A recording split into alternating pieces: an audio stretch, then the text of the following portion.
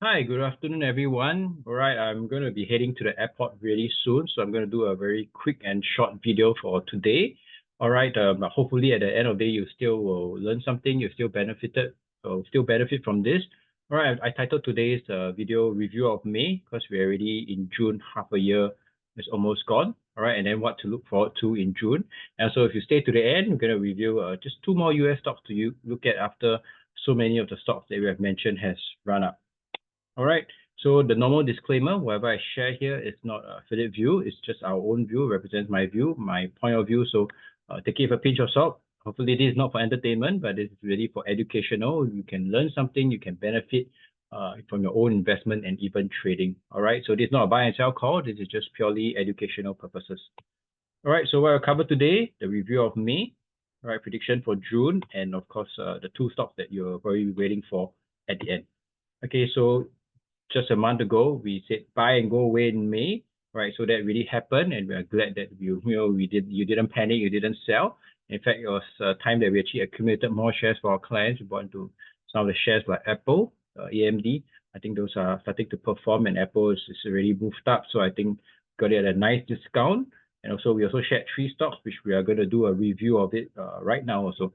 All right, this is also what we have given to our clients in May, two good stocks. All right.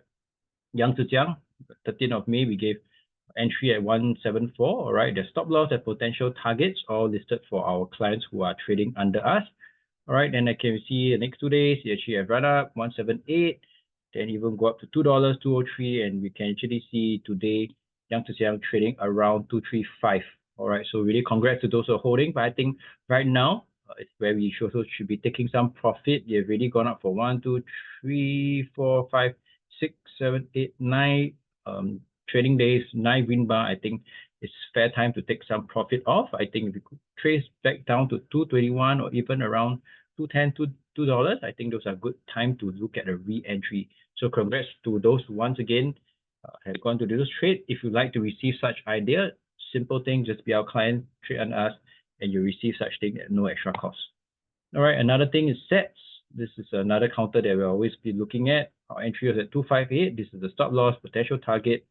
Then about a week or so later, right, we saw it pushed up to 264, and then its result, which came out, push it up further to 274, and currently today is trading around 291. All right, so right here also, there is some resistance as we can see, and I think that's where we should actually be taking some profit off. We could see it just move a little higher to 295, the previous high, where I think a lot of people who are in there will probably want to be taking profits too. So if you're trading, I would advise take some profit off. So once again, congrats to those who took action. And I say again, if you'd like to receive such alerts, always just reach out, and we can always see how you can be included in this community. All right, CrowdStrike is one of the US stock, the 3 US stock that we shared. All right, at the time it was trading around 310. So in a month's time, we actually move up to our target, 360. But US, we kind of actually like to invest in it. So these are really good, high quality stocks. So even as it reached 360, if you're trading, you could take because it's a resistance, but it came down, back down.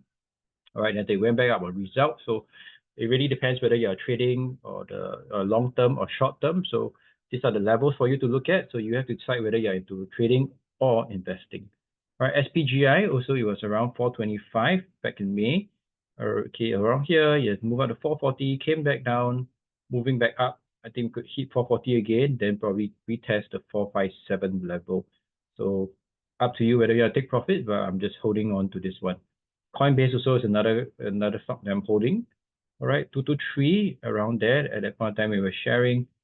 Right now, it's gone up to about 251. I think there's still a lot more potential in the crypto space. So if you have some indirect exposure, I think Coinbase could be one of them. But of course, always remember your risk level. Okay, how much you can tolerate. Don't all in.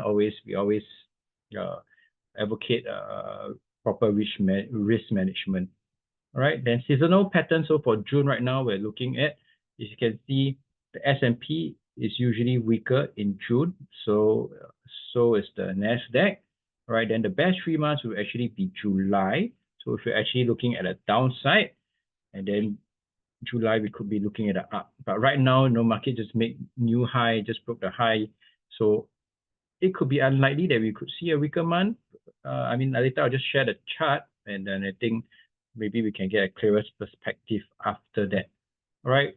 What's also not too bad is actually the greed and fear index is only at neutral, so there could still be more upside as we gravitate toward the greed and extreme greed level. Back in May, we're actually still here, right? So we have gradually moved. All right, I like to see market come around at least the extreme greed. That's where I become very cautious. So right now it's making new high, but market is still a little fearful, which is on the good side. So we could still see it push up higher. All right, so we also know in June there'll be a meeting, about 6 more days. Unlikely there'll be cutting. All right, so 99 of the participants say most likely there won't be any cut. So most of it is priced in already. So just see what the Fed has to say, whether you're actually looking to cut already. All right, most likely maybe you might get it in September, but if the market continues to trend up and in September is going to cut, I'll be a bit more cautious then, because then the real pullback could be coming. But there's still some time to go, and there's no real point in making such prediction also. And one more thing is Europe is setting to already cut their rate. So I think if it does that, I think it could just boost the market morale a little bit more too. All right. 2 stocks that we're looking at as promised towards the end. All right, Lululemon, this is one of the sportswear company. I think you've seen many people going for yoga, going for spin classes or whatever, you know, they like to use this brand. Lululemon is really comfortable. My wife also has a few pairs in fact.